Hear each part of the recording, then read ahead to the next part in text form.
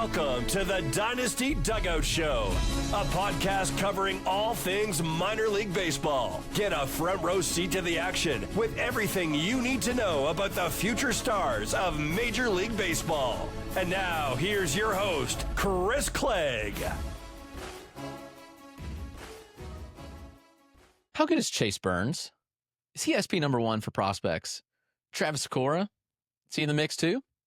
We'll break it all down on the show. Got lots of good information from the weekend coming your way, and we'll talk about Jac Caglianone, of course, who is the probably hottest hitter in baseball right now. When does he make his debut in Kansas City? All that and more. But first, you know the drill. The show is brought to you by Connect Roasters. Connect Roasters is Ian Happ's coffee company.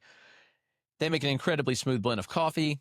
Already had too much this morning on this nice Memorial Day, but it is delicious. You make it however you want to. I cold brew mine, and it's smooth as can be. Go check out Connect Roasters at connectroasters.com, and you can get the Gold Glove Blend, buy one, get one 50% off using the code DYNASTYDUGOUT at checkout. Just click the link in the description. It'll automatically do it for you. We're also proud to partner with Chinook Seedery, the best sunflower seeds in the game. Chinook has a wide variety of flavors. Sweet, salty, spicy, you name it, they're all delicious. You can go to ChinookSeedery.com and get 10% off your order today. Let's dive right into the show. We had several guys that made starts this weekend that actually made 2 starts last week and were utterly dominant. We have to talk about Chase Burns. Chase Burns just continues to dominate, start after start after start, and it's kind of been insane. So if you look at the card or his game logs since and he was great in high A. He's been even better in double A. First double A start, he went 4 innings, allowed 1 earned with 5 Ks. Since then, every start's been virtually the same. 5 innings of 1-run ball. Literally, the last 5 starts for Chase Burns, a 1.80 ERA. Kind of wild. Burns made 2 starts last week, both against Rocket City. It's not always easy to face the same team twice in a week, but that's what Burns did, and ultimately, he dominated. The first start for Burns was 2 hits, 1 earned, 1 homer, 1 walk, and 7 strikeouts. And then on Sunday, it means he got even better. 5 innings, 3 hits, 1 run, no walks, 10 strikeouts. Burns has been insanely dominant this year. I mean, of course the ERA matters, but everything else he's doing is just insanely impressive. I mean, realistically, this might be the best pitching prospect in baseball, if we're being honest with ourselves.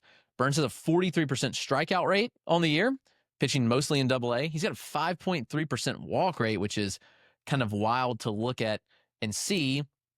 He's throwing strikes at a highly effective clip. Like when you look at the strike rate, it backs the walk rate. It's 68% strike rate. It's really, really good. He's keeping the ball on the ground. He is allowing home runs. It's the only flaw we can find in the profile. Burns has allowed 5 home runs this year in 9 starts. So about a homer every other start. It's not going to kill you, but Burns has had home run issues in the past. I'm not sitting here and going to tell you that I believe this is a major home run issue. I think he's going to be okay in that standpoint. But the bat missing stuff is insane. Burns is pounding the zone. He's limiting hits. He's limiting base runners. And his ERA is backed by a 2.29 FIP and a 1.54 xFIP, which is just insane. So very, very dominant stuff there for Chase Burns. And, the stuff is off the charts, as you might expect. He's running an 18% swinging strike rate. He's got a 36.5% CSW. It's absolutely nuts. And when you look at the arsenal, how good it is, it all makes sense. He's doing this effectively by being a 2-pitch pitcher. Burns averaging 99 miles an hour on his fastball, so it's getting a ton of zip. He's touched 102. It's a cut ride. Pitch has averaged 20 inches of IVP, which is insane. I mean, the slider's his primary, secondary. It's been really good as well. I mean, when you're using 2 pitches 9% of the time, you can get away with it, but it's working. So the slider's sitting 90 miles an hour. It's got good depth. It's got a little bit of sweep. He does have a curveball, which gives him, not like a nice north to south movement, but he has sweep to it as well. He has a changeup. He doesn't throw it much. I really hope that he continues to develop the changeup. I think it'll be pretty huge for him in the big leagues, but Burns has been nasty. I mean, you look at what he's done. He is not missing bats. He's you look at what Chase Burns has done. He's missing bats. He's limiting walks. The Arsenal's nasty. He's got velocity. This might be the best pitching prospect in baseball. I may have him in Bubba Chandler 1A, 1B. Andrew Painter's probably right there with them as well. So interesting. It's going to be interesting. My rankings will release this week, and I'll talk a little bit more about that as the week goes on. But I think it's going to be fascinating to kind of see like how I stack those guys up. But I am looking forward to kind of sitting down, just comparing them all and seeing where in the world do I go with these guys. Is Travis Sykora going to be in the top tier? Maybe. He's come back and been significantly better than I expected, to be honest. When you have a hip injury, it could definitely mess with your mechanics. And that's what I expected for Sykora. Like, we don't realize how much the hip's involved into the mechanics of pitching. You say, oh, he didn't have an elbow or shoulder injury, he's going to be fine. But mechanics matter. One little thing being off can change a lot. And to kind of help absorb some of the pain in the hip, the mechanics can get wacky. So I was like, maybe we need to be careful with Sykora. Maybe there will be struggles coming back. Hadn't been the case. Obviously, he rehabbed at the complex. He went 5 innings. He had a negative 1.08 FIP. Negative. Yes, that's correct. In 5 innings, it was dominant. He struck out 82% of batters that he faced at the complex. Okay, it was a rehab start. He was facing complex hitters. So then Sykora went to single A. He made 2 3-inning starts there, and he allowed just 1 hit between those 2 starts. So 6 innings, 1 hit, 2 walks, 9 strikeouts. So again, like Sykora was just utterly dominant there. And then he made his first start in high A. First career start in high A, by the way. He was in single A all of last year. So he goes to high A Wilmington and is not faced. Maybe Sykora needs to go to double A. He's young, by the way. He literally just turned 21.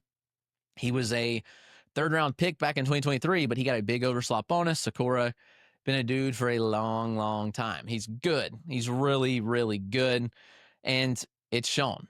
I mean, when you do what he did in his first high A start, it was 4 innings, scoreless, 1 hit, 1 walk, 9 strikeouts, insane stuff.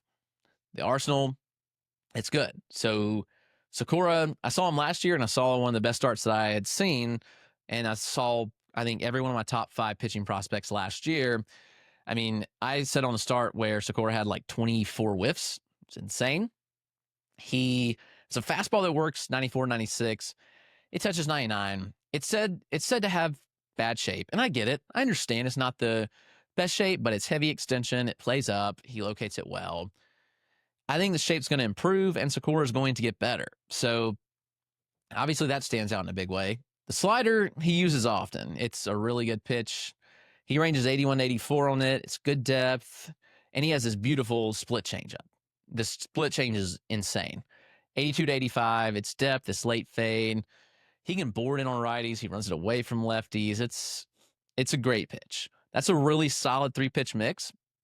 And I think that if Sykora kind of irons out the fastball and makes it better, I think he's going to have 3+ pitches, if we're being honest with you. I think the command's pretty good. We've seen that. He doesn't walk a ton of batters. Last year, he walked 8% while striking out 39% of hitters. So pretty dominant stuff. Sykora definitely belongs in the conversation of the top pitching prospects in the game. He's got a 6'6" frame. He repeats pretty well. The mechanics kind of mimic Paul Skeens, so factor that in. Does that matter at all? I don't know, but Sykora's stuff is good enough to play at the highest level. I don't think he's going to be challenged in high A at all. I want to see what this guy has in double A. Just let him stay in high A for at least 2 more weeks, because I'll have him, his squad, not Fred Nats or single A, but Wilmington is high A. Wilmington will be down here in South Carolina in 2 weeks, so I'll see Sykora again. Saw him last year. Like to see him again this year. So I'll get to see him. I'm looking forward to that. So Travis Sykora is definitely a top-tier pitching prospect, and he is really, really good. Let's take a quick break, and I want to break down 2 hitters in detail that may be on the cusp of MLB debuts. So we'll get right back into it after this break. All right, back from the break. A couple hitters to dissect, and I'll break just 2 hitters down in detail. I'm not sure there's been a better hitter in baseball than Jac Caglianone right now. I mean, what he's doing is absurd. So, what's to make of it? He has 5 home runs in the last 4 days. AAA is not a challenge for him. He has 14 home runs this year and 203 trips to the plate between AA and AAA. Cags being the Royals' first-round pick last year. It's good. It's good stuff.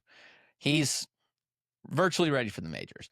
I'm not sure how much more Caglianone can prove other than they want to get him more work in the outfield. So the interesting thing is he's worked a little bit more. I mean, it's been a week in AAA, but in AAA, 2 games at first, we've got 1 out in left, 2 out in right, and 1 in DH. So he's still splitting time pretty evenly, which is fine. Like, I just wonder if he might be up sooner than later.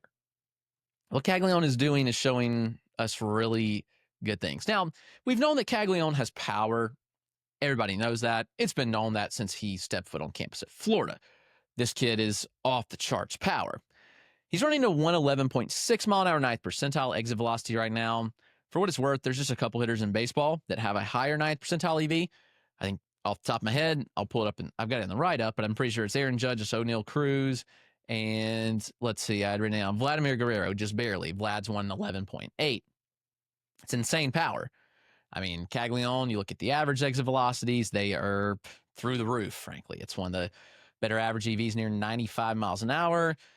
He's hitting the ball at ideal launch angles. Yes, the hard hit launch angles, he's sometimes rolling over balls, but who cares when you're running a 60% hard hit rate? You're going to definitely get to the home run power. It's an easy 30-plus home run bat, maybe 40 home run bat. I think we'll see seasons where he hits 40-plus homers. It's that kind of stuff from Jac Caglianone. Now, you look and things look cleaned up from a contact standpoint. That's been encouraging to see. So when we look at the contact data, it's fairly solid. He's right now running like a little over 76% between AA and AAA. Overall contact rate, that'll play. The end zone contact rate's like 84, 85%. And in AAA, it's jumped to 87. Yes, it's a week, so we take it with a grain of salt. What's the chase rate look like? Because that obviously matters, but we look at the chase rate, it's better than it has been. At Florida last year's 40%. He chased in his debut. He chased some of the AFL, but the second half of the AFL, we started seeing some changes where the chase rate kind of plummeted a bit. And right now, Caglianone's chase rate sits at 34%. So that's going to play. My fear is that big league pitching gets Cags to chase at a 45% clip. I'm not saying that's going to be the case, but it could be. I mean, we know this is a swing-happy profile. This works. I mean, he's made it work throughout his entire career. He makes respectable O contact, and he does damage on a lot of different parts of the zone. He's not swinging and missing often. It's really good stuff, and he's showing good aggression on pitches in the zone, which I like to see. So if you're going to be aggressive, at least hammer pitches over the plate. Like, if pitchers are giving you stuff to hit, hammer it. And he's going to have to do that in the major. So high zone, high heart swing rate, that's what we like to see from Jac Caglianone. So that's great. What else does he bring to the table? Does he bring any speed? Is he going to be able to play outfield? Don't expect Caglianone to run much. I mean, you don't need him to steal. He's going to be 30, 40 homers. It's some of the best power in the game. But I think the hit tool is better than people have given him credit for. What do I mean by that? Well, hit tool is just more than just contact. In my opinion, we got to look at other things in the profile that revolve around hit. And Caglianone does damage to the pull side. He can use the whole field well. He lifts the ball to the pull side. He's checking a lot of different boxes that you want to see. It's going to be really interesting. I think he's on the cusp of the major league debut. It's probably a couple of weeks. Get him some more reps in the outfield and get this guy to the majors. Caglianone has not much left to prove. The other hitter to break down is Ryan Ritter. It's been a fascinating profile when you look at Ritter. How good is Ryan Ritter? Is he legit? Is he going to be in the Rockies starting lineup pretty soon? Well, I saw Ritter in the AFL and was pretty pleased with what I saw, if I'm being honest. It's a fun profile. It's a really good athlete. I think that he's going to play up the middle. He can play maybe third. He's played a little bit of third this year too. He's just a good enough athlete to make it work. Not a standout glove, but a good one at that. Ritter's interesting because the athleticism shines through, and this year we're seeing some really good results in AAA. Now, we have to acknowledge that he's playing in a very hitter-friendly environment in the PCL in his home ballpark, but doesn't negate the fact of what the underlying data is telling us. So Ritter's a 6'1" athlete. I mean, he's built, he's strong, he runs well. I think there's some respectable tools here that the profile can play in Coors Field. Now, he had a 3 home run game on Sunday, which was fun to see. And Ritter now has 12 on the year. He's stolen 3 bags, but we are also talking about somebody that's stolen 17 last year and was not caught, and 20 the year before that. So I think there's more in there. He can steal you bases, and he's pretty efficient. This year we hadn't seen it. 3 and 5 attempts, not great. But I think we'll see Ritter run more over time. So Ritter's fascinating. Look at the profile, like how good are the EVs? What do they tell us? And what can we expect? Because let's be honest, the Rockies are the worst team in baseball. They're not really helping themselves by having Ritter sit in AAA. And I'm not sure Ritter makes a big impact on this team, like turn the team around, because just where the team is. But I mean, right now, you're looking at what they're running out there every day, and I see no reason why we couldn't see Ryan Ritter fit in this lineup. Audio Amador is obviously playing second base for him. Tovar's not going to bump off of shortstop, but we have seen him, Ryan Ritter, that is, play some third. Is he going to bump off Ryan McMahon? I doubt it. So it's like, okay, where's the fifth then? Well, you have Nick Martini at DH. I mean, I just don't see a reason to keep that experiment going. There are other avenues to get Ritter into the lineup. And Ritter could be successful. I mean, obviously, Coors Field is going to help you out, and you're going to get a big BABIP boost there. So right now, Ritter's running at 319 BABIP. He's run pretty high BABIPs for his whole career, and largely because that's the kind of profile we're looking at, is that he hits a lot of line drives. He can get to the pull side pretty easily, and we're continuing to see that this year where, yeah, I mean, it's a 42% ground ball rate, but at the same time, like, Ritter's getting to the pull side often. He's doing some damage. He's hitting the ball hard. Does he make enough contact against breaking balls? Like, that's my biggest question. The biggest hole in the game right now is, can Ritter make enough contact on the off speed and breaking balls?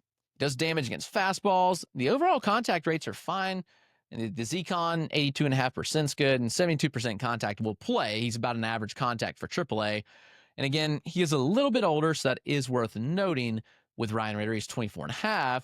It's not like this is a young prospect by any means. And another reason to say, why would we keep sitting this guy in AAA? Like, it just doesn't make sense if we can get him reps in the majors. That's what I'd expect them to do pretty soon. He's doing damage. He's hitting the ball hard enough. The EVs, I think, are like average, and he's running like a 40% hard hit rate. So those things will play. Can he turn them into barrels? Well, you look and you say, like, okay, like, is he going to get to enough loft? I mentioned the ground ball at 42%. Like, what's the barrel rate look like? Well, he's had some registered bat speeds, which is fun. Not a ton. And the bat speed's actually not that great, but we can kind of throw it out a bit when we look and we see, okay, like, he's still getting to a near 10% barrel rate. The sweet spot rate is a little low. I mean, 24% sweet spot rate, we want to see improved, but ultimately Ritter is hitting the ball hard enough to make the profile work.